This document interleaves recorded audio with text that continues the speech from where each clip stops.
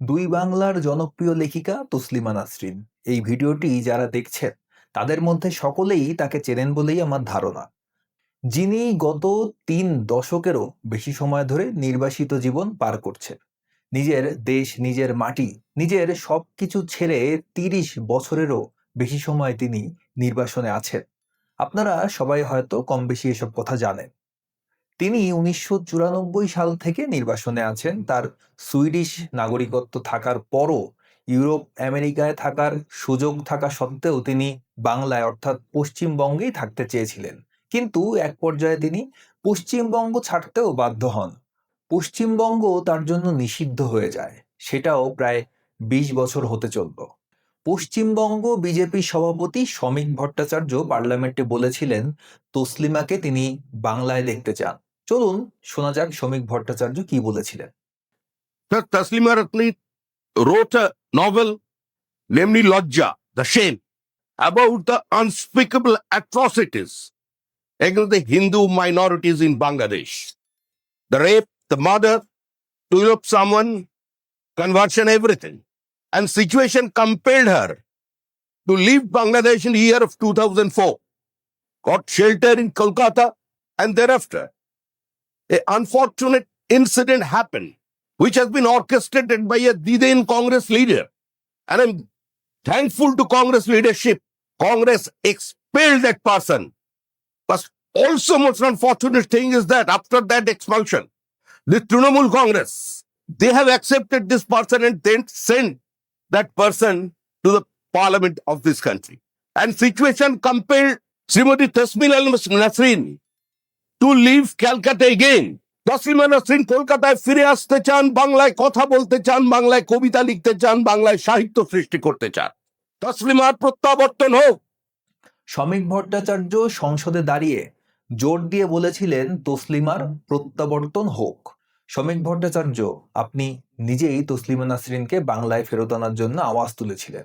আপনি বলেছিলেন তসলিমা নাসরিন কলকাতায় ফিরে আসতে চান, বাংলায় কথা বলতে চান, বাংলায় কবিতা লিখতে চান, বাংলায় সাহিত্য সৃষ্টি করতে চান। পশ্চিমবঙ্গে কিন্তু এখন বিজেপি সরকার ক্ষমতায়। মাননীয় শ্রমিক ভট্টাচার্য, পার্লামেন্টে বলা কথাগুলো আশা করি আপনার মনে আছে।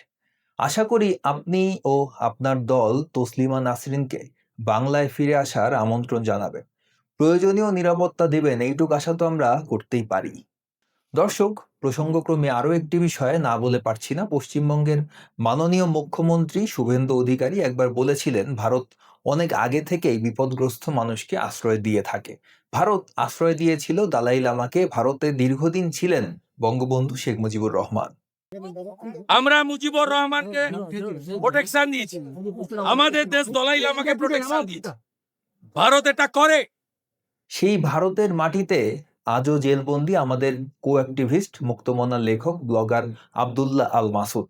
6 মাসেরও বেশি সময় ধরে তিনি জেলবন্দি। মুফতি মাসুদ কি করেছেন? তার অপরাধটা কি? তিনি নিজের জীবন বাঁচাতে বাংলাদেশ ছেড়েছিলেন। নিজ দেশ, নিজ পরিবার ছেড়ে তিনি প্রায় 9 বছর বিদেশের মাটিতে অবস্থান করছেন। তিনি দীর্ঘদিন থেকে ইসলামী জঙ্গিবাদ, সন্ত্রাসবাদের বিরুদ্ধে কথা বলেছেন।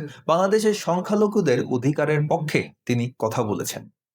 ইসলামিক মৌলবাদ, উগ্রবাদের বিরুদ্ধে কথা বলার কারণে তার জীবনের ঝুঁকি তৈরি হয়েছিল। তিনি ইসলামিক সন্ত্রাসীদের কাছ থেকে ক্রমাগত হুমকি পেয়ে আসছিলেন। অতীতে 2013 থেকে 2016 সাল পর্যন্ত বাংলাদেশে ইসলামিক জঙ্গিদের দ্বারা যে ব্লগার হত্যাকাণ্ড ঘটেছিল, সেসব ঘটনা নিশ্চয়ই আপনারা জানেন। আপনারা এটাও জানেন যে ব্লগার হত্যাকাণ্ডের সাথে জড়িত প্রায় সকলকেই জামিনে মুক্তি দিয়েছে ইন্টারিম সরকার। সাম্প্রতিক সময়ে বাংলাদেশে নতুন করে জঙ্গিবাদের উত্থান সম্পর্কেও আপনারা অবগত। ভারত সরকার তথা পশ্চিমবঙ্গ সরকারকে বলছি, আপনারা কি চান এই পরিস্থিতিতে একজন মুক্তমনা লেখক বাংলাদেশে ফেরত যাক? ভারতের কাছে মুফতি মাসুদ কি চান? বৈধভাবে থাকার অনুমতি, ব্যাস এটুকুই তো। তিনি সেই চেষ্টাই করেছিলেন। তিনি তার ভিসা নবায়নের চেষ্টা করেছিলেন। প্রথমে তাকে ভিসা দেওয়া হয়, এরপর তার পাসপোর্টের মেয়াদ শেষ হয়ে যাওয়ায় তিনি আর ভিসা পাননি। পরবর্তীতে পাসপোর্ট নবায়ন করে নিয়ে যাওয়ার পর তাকে আর ভিসা প্রদান করা হয়নি। আমি মুফতি মাসুদের নিঃশর্ত মুক্তি চাই। একটা মানুষ মানবাধিকারের পক্ষে কথা বলে জীবন রক্ষার্থে দেশ ছেড়ে অন্য দেশে গিয়ে সেখানে জেলে দিনের পর দিন আটকা পড়ে আছে, এটা কোনোভাবেই মেনে নেওয়া যায় না।